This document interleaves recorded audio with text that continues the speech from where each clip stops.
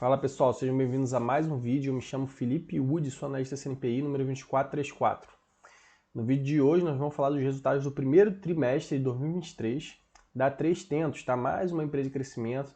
Tem um valor de mercado um pouquinho maior, né? A gente já fez, acho que Investor Day dela, já fizemos análise de algumas outras empresas assim, semelhantes, né? A Lavoro, que era aqui do Brasil, mas está listada lá no exterior. A Vitia também, assim, não é mesmo case, mas também opera produtos aí agrícolas, né, fertilizantes mais defensivos, tá? A 3tentos é mais a questão de fornecer os produtos, insumos e serviços, né? Mas assim, empresas semelhantes. A Lavoura é um pouquinho mais semelhante que a 3tentos, né? E também tem a AgroGalaxy, também é um pouquinho, tem essa parte de produção também, de oferecimento de produtos, né, de sementes. Então, espero que eu possa contribuir de alguma forma com vocês. Se eu cometer algum erro, algum deslize, não tem problema vocês me corrigirem. Isso é claro, sempre de maneira respeitosa, né? Porque tem algumas pessoas que vêm de maneira agressiva e eu já vou excluir o comentário, né? Às vezes até respondo, mas se vier, não for agregar em nada, acho que não tem por que nem a gente aceitar o comentário, né? Peço para vocês deixarem o like, se for útil de alguma forma. Comentar embaixo, se quiser alguma análise específica, alguma informação adicional. E se inscrever no nosso canal, que é muito importante para continuar crescendo. Se tiver interesse em serviço de análise, de valuation, além de acompanhamento dos resultados trimestre a trimestre, né? Às vezes tem live personalizada, vídeos personalizados, análise de carteiras. A gente faz o valuation um pouquinho diferente de outras casas de análise, né? Em 3 cenários, né? Pessimista, provável e otimista, né? Isso daqui de acordo com o momento macro, de acordo com margem de segurança, enfim, uma série de questões. Tem o link na descrição do vídeo, então vamos lá. Então o resultado é 3tentos, tá? Código TTEN3, tá? Já é do novo mercado. Você vê que já tem valor de mercado até altinho, tá? 5,6 bi. Mas ela tem algumas propriedades aí que impactam nesse valor de mercado. Aí a gente bota aqui, ó, é o ecossistema agrícola mais completo do Brasil. Né? Receita, então a gente vê que a 3tentos veio com um resultado excepcional, tá? A receita subindo 41%, então tu vê qual a diferença de uma empresa de crescimento agressivo, tá? Top line, principalmente é o que reflete primeiro, tá? Que é lá a receita, crescendo 41%. E tem alguns segmentos, né? Ele tem a parte de indústria, por isso que eu falei, ela tem alguns ativos que acaba impactando nesse valor de mercado, né? Assim como a gente vê às vezes alguns fundos imobiliários ou até construtoras, o pessoal gosta de bater na tecla do valor patrimonial, né? Ah, tá abaixo do preço sobre o valor patrimonial. Não dá para analisar uma empresa, um fundo imobiliário, analisando esse indicador isoladamente, tá? Pode ser até uma métrica de comparação. Mas para efeito de valuation, principalmente ativos circulantes, né? Impacta no valor de mercado da companhia. Às vezes a empresa também tem uma quantidade de ativos muito grande, então o mercado flutua esse valuation, esse valor de mercado um pouco para cima, mas ela é uma empresa de crescimento agressivo, apesar de ter 5 bi de valor de mercado. Aí tem o lucro bruto, a gente vê que a margem, depois a margem bruta aqui, né? A margem bruta é 13%. É normal do setor, a gente vê que está sofrendo um pouquinho, tá? Por conta de pressão inflacionária, a menos 2 pontos percentuais, mas o lucro bruto cresceu. EBITDA também sofreu, mas sofreu menos, então a gente vê que eles tendem a ter uma alavancagem operacional, tá? Quando normalizar aqui essa margem bruta, porque a gente vê que a margem EBITDA, né, não caiu tanto como a margem bruta, então a gente vê que, até por conta dos serviços digitais, ela tem muito essa questão de ecossistema, de aplicativo, de fornecer serviço, não tem um quadro muito pesado de despesas operacionais, então a tendência é ter uma alavancagem operacional no futuro. A EBITDA cresceu, empresa dando lucro, então isso é excelente, né, nesse momento aí que taxa de juros alta, inflação alta, a empresa não tem um resultado financeiro negativo, né, dando lucro, ainda cresceu, margem líquida, essas margens são mais apertadas, mas isso não quer dizer que a empresa é ruim, tá? Tem ROI alto, então a gente vê que está girando bem o patrimônio aí da companhia, dos acionistas, principalmente majoritários, e o retorno sobre investimento, né, principalmente com a alavancagem financeira, que não é tão grande, a gente vê que também é bem alto. Tem uma DRE aqui simplificada, que é mais ou menos o que a gente já viu, né? Questão do crescimento, não tem nada muito específico não. Eles já fizeram até um ROI ajustado aqui pela capitalização do IPO, né? Isso vai ficar mais distorcido ainda, porque entrou muito dinheiro em caixa, né? Tiraram também ajuste de valor justo, né? Essas empresas aí que trabalham no agro, às vezes tem muita questão de variação de ativo biológico, né? Eu já falei isso em alguns vídeos. Um pouquinho da mensagem de administração. Eles atuam muito forte, tá? Começaram atuando muito forte no Rio Grande do Sul, tá? Mas aí eles começaram a expandir agora no Mato Grosso, tá? Mas eles estão expandindo nos dois mercados. No Rio Grande do Sul, participa na originação do milho durante a colheita. Então, eles participam desse processo aí de pegar dos seus parceiros aí de agro, né? Com algumas lojas distribuídas no estado, né? Então, eles fazem essa parte de originação, que é a colheita, tá? E o primeiro trimestre, eu não lembro exatamente a safra do milho. No release da Agro, do Brasil Agro, explica melhor, né, como é que é essa questão da safra. Então tem a questão da safra, do momento da colheita. Tá? O milho eu não sei exatamente, vocês vão falar mais embaixo. Eles têm uma equipe, a consultor técnico, presente no campo, tá? Para auxiliar. Então eles têm um serviço aí, acaba cobrando um serviço para isso, para auxiliar também devido à aplicação de defensivo. Por isso que eu até falei a questão de defensivo. Defensivo não, da VIT, é porque a VIT atua nessa questão de defensivo, né? Mas é um pouco diferente o case. No Mato Grosso, que é um crescimento mais acelerado, que o Mato Grosso é muito forte no agro no Brasil e ela surgiu há 3 tempos no Rio Grande do Sul. Então ela vem expandindo, então tem que ficar de olho aqui no Mato Grosso. A forma orgânica, abertura de lojas, construção de uma indústria de processamento de soja e produção de biodiesel, tá? Então elas têm essa parte industrial também. Eles têm esse segmento aqui de insumos e grãos, né? E a gente está com essa conclusão de uma nova indústria aí para o mês de junho. Então, a partir do ano que vem, então a gente vê que isso daqui demora, às vezes, dar um retorno. Né? Eles estão concluindo no processo de desenvolvimento da indústria, vão concluir, não é imediato assim que vai dar uma alavancagem, vai dar um resultado, uma margem alta. Pode até crescer lá no top line, mas às vezes não reflete em toda a DRE. Então, é uma empresa que demora a se consolidar, não é uma de uma hora para outra, abriu a fábrica, bum, vai brotar cliente lá. Não, tem um processo de maturação, de consolidação, tá? Teve um aumento aqui no preço do insumo, commodity, então isso afeta um pouquinho, mas a empresa continua crescendo, top line. Falando um pouquinho da receita. Estiagem na cultura de soja e milho no Rio Grande do Sul, além de redução de preço. Mesmo assim, eles tiveram taxa de crescimento. Eles contam com 57 lojas, 5 no Rio Grande do Sul, 52 no Rio Grande do Sul e 5 no Mato Grosso, né? Então a gente vê que eles estão muito grandes no Rio Grande do Sul. Eles ainda vão anunciar o número de lojas que eles vão continuar expandindo, né? E a indústria de processamento de soja e produção de biodiesel no Mato Grosso, em fase final, será um marco importante, completando o ecossistema da região. Né? Então, de repente, eles vão ter aquela venda cruzada, né? Cross-sell, que algumas empresas falam aí nos releases. Eles, de repente, pegam lá, agregar essa produção de soja, processamento de soja e produção de biodiesel para alguns clientes. E vão falar, pô, você quer comprar esses grãos, insumos, porque se vocês olharem aqui os 3 segmentos deles, insumos, grãos e indústria, tá? Depois, mais abaixo, a gente vai ver. Salvo engano, essa indústria ainda não é muito forte, né? Insumos, a margem é mais apertada.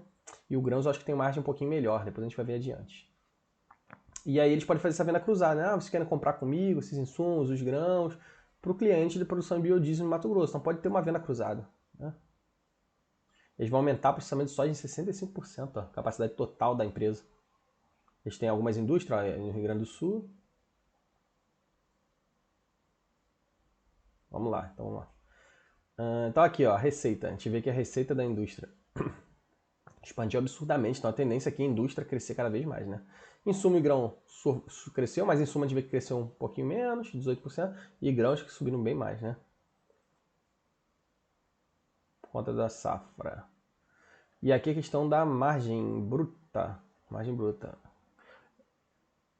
A margem bruta aqui, ó, é de insumo. Eu tinha falado de grão, né? De insumo é um pouquinho melhor, né? É isso? Isso aí. Um pouquinho melhor, mas a gente vê que sofreu, né? Até frente ao período do ano anterior, 21% caiu para 17,8%. Aí vem logo depois, em segundo, vem a indústria, né? Que também está sofrendo muito. O setor industrial, né? Apesar de ela ser uma empresa puramente industrial, como uma VEG, como uma Fras-le, como uma Intelbras, por exemplo, né? Apesar de estou fazendo uma associação, mas existem outras nuances dessas empresas. Ela também sofre no momento macro, a indústria sofre bastante. Mas a gente vê que a indústria vem depois e grãos tem margem mais apertada, né? Grãos ficou mais ou menos flat, né? De um ano para o outro. Cresceu muito no top line. Aí tem aqui ajuste valor justo, a marcação a mercado das commodities da companhia. É como se fosse uma espécie de... Não é variação do ativo biológico, né? Isso aqui é ajuste do valor de mercado, né? Por conta do preço da commodity. Um pouquinho diferente. Desempenho operacional, aí falando aqui do volume. A gente vê que sementes, né? Aí dentro aqui dos insumos, né? Dentro desse segmento de insumos, existem alguns produtos, né? Que seriam fertilizantes, né? Que aí, fertilizantes defensivos é que a VIT atua mais, tá? Falei, e semente, né? A gente vê que semente cresceu 13%, fertilizante cresceu bem mais, defensivo 21%.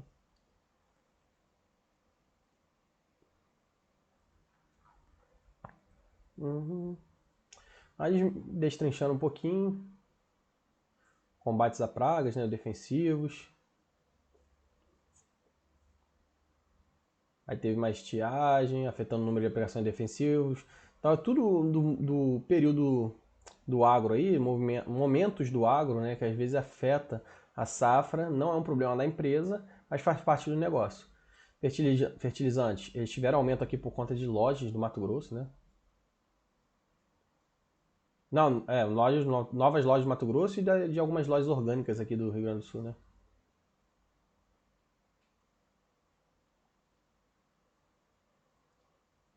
A receita aqui, a gente vê que fertilizante veio um pouquinho melhor, junto com o defensivo, né? E semente veio fraquinho.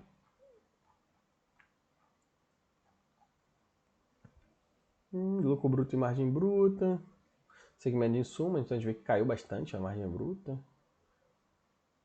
Aí tá falando, né? Fertilizante foi o que aumentou mais, mas que possui margens menores. Logo, caiu e despencou a margem bruta. Mas isso aqui não foi um problema da companhia, né? Foi um problema do segmento, né? De agronegócio, né? Segmento aí da safra, do ciclo de safra, ciclo da cultura. E aqui o segmento de grãos. Então, o segmento de grãos tem soja, milho, trigo e outros, né? A gente vê que já cresceu bem, né? Principalmente milho aqui. Aí teve um recorde aqui do trigo no Rio Grande do Sul, safra recorde. Colheita da safra no Rio Grande do Sul também. Ainda foi impactada pela estiagem, tá? E soja veio basicamente de Mato Grosso. Soja tem bastante potencial para subir aqui cada vez mais, né? A receita de soja aqui, frente ao período anterior até, ficou mais ou menos, caiu um pouquinho, mas mais ou menos flat, né? Milho subiu pra caramba e trigo outros também. Teve uma redução no preço da soja, preço da commodity. Nada muito relevante assim, né? Margem bruta ficou flat de um ano para o outro, mesmo com o lucro disparando. Ó. Então a gente vê como que o custo dos produtos vendidos pesou bastante.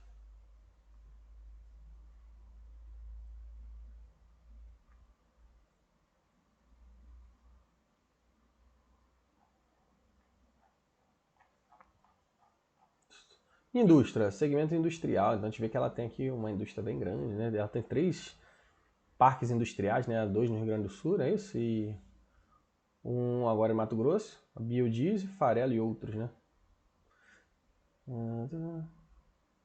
Alguns fatores, né, que impactam aqui: maior capacidade de processamento de soja, com a expansão da indústria de cruz alta, maior número de dias em operação e mercado de biodiesel afetado, como mudança sistema de negociação.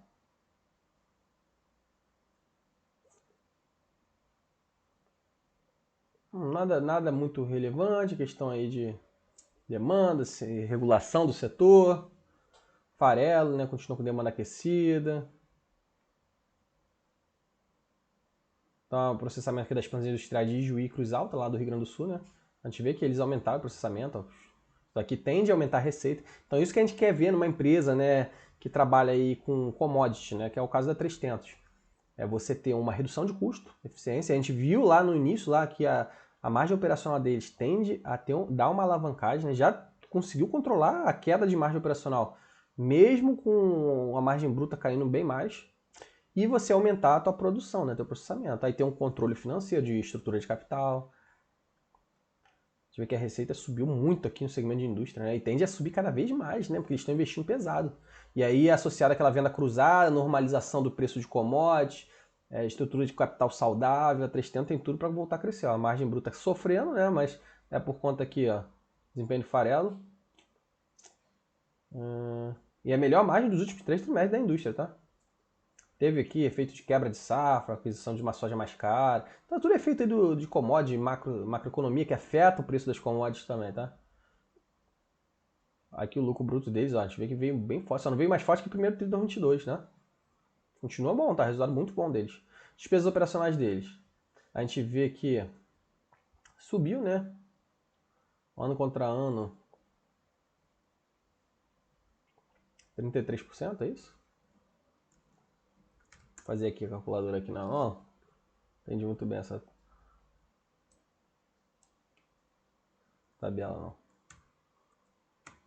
693 vezes.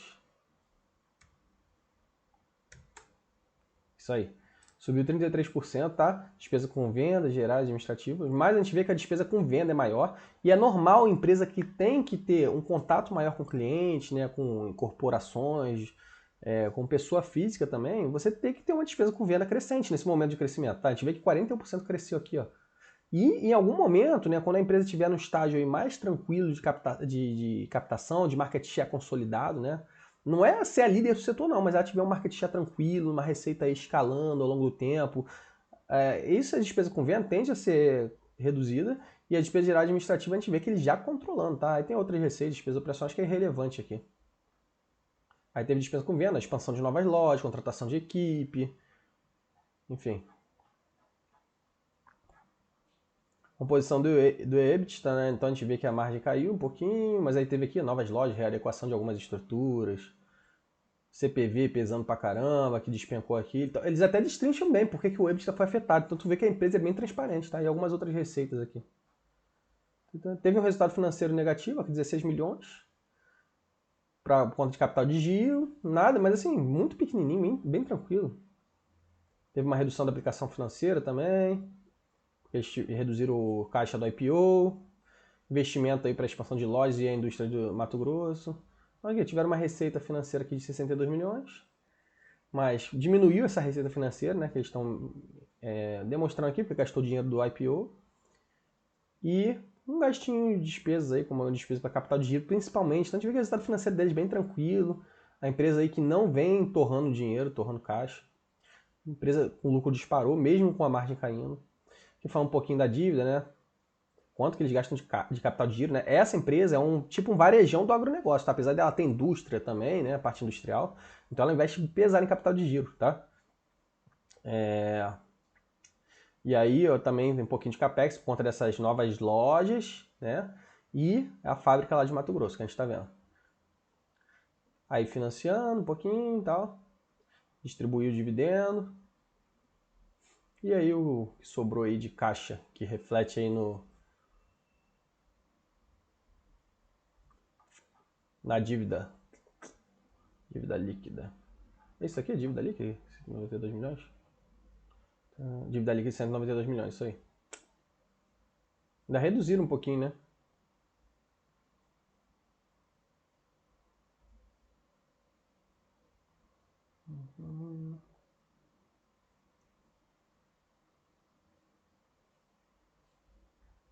Esse verdinho daqui, na verdade, eles conseguiram otimizar o capital de giro, né? Isso aí se financiaram um pouquinho, o vermelhinho que saiu de dinheiro. Então a gente vê que o capital de giro e o capex ficou mais ou menos lado a lado, eles conseguiram antecipar aí, quanto a receber. Falar um pouquinho das lojas, da companhia. Eles têm algumas estruturas alugadas, ó, então deve pesar, às vezes, até como arrendamento, ó, com a equipe técnica, a equipe comercial, a equipe técnica, esses consultores, e a equipe comercial, essa despesa com venda, né? Que é muito importante, tá, para o negócio deles. Além dos consultores também, tá? Aí fala um pouquinho da indústria, produção de biodiesel no Mato Grosso, ó. Um terreno bem grande, né? Então, e acho que é isso aí. Aqui os setores, né? Insumos, grãos, indústria. O setor de insumos, atender a necessidade produtora rural através da venda de diversos tipos de sementes, fertilizantes para lavoura, defensivos agrícolas, cultura de soja, milho, trigo e arroz. Nem falaram de arroz lá em cima, né? Tem um pouquinho de originação e trading, né? Originação lá, auxiliar na colheita, né? Ó, e realização de compra e venda também. Então a gente também faz esse processo de auxiliar na compra e venda. Possuindo uma capacidade estática de armazenagem. Então a gente também tem a parte de armazenagem aí. Mas não é tão grande aí como uma Cap Weber, né? Industrialização de grãos. 2 fábricas aí no Rio Grande do Sul, né? Que eu te falo, e uma lá no Mato Grosso. Tem aqui um fluxogramazinho. A gente falou muito disso, né, no Investor Day. Ó. Eles têm alguns parceiros, mais de 20 mil parceiros, 140 consultores. Então a gente vê que é meio enxuta, tá? O corpo técnico deles aí que presta o serviço, né? Para os produtores. Tem os aplicativos lá também, ó. As unidades, né? De beneficiando de semente, de armazenamento, mistura de fertilizantes, a originação de grãos, ó. Tem a parte de trading para compra e venda, os clientes finais. A parte aí de soja, que eles fazem processamento, farelo de soja, mercado doméstico, exporta também um pouquinho. Acho que exportação é meio irrelevante para eles, tá? É mais forte na América do Sul, na Argentina, eles falam lá em cima, né? em alguns países aqui da América do Sul. Biodiesel também, ó, aí tem um pouquinho. E eu acho que foi basicamente isso da 300, tá? Aqui mostrou um pouquinho da sazonalidade, dos segmentos.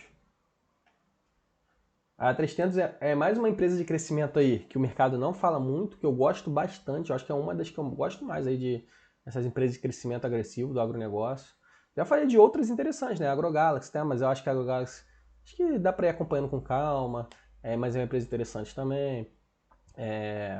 A Lavoro, né, que eu falei, que abriu capital ainda há pouco lá no exterior, mas talvez... Lavoro é até próximo assim da 300, né? É interessante também igual a 300. Mas acho que a Lavoro abriu capital há pouco tempo, até menos tempo que a 300. Então é sempre bom esperar um pouquinho, né? O valor de mercado é até semelhante a 300. Então, pessoal, espero que eu possa ter contribuído de alguma forma aí com vocês. Peço para vocês deixarem o like aí, se inscrever no nosso canal, seguir nossa página do Instagram. Se tiver interesse no nosso serviço de análise, o link vai estar na descrição do vídeo. Valeu? Forte abraço.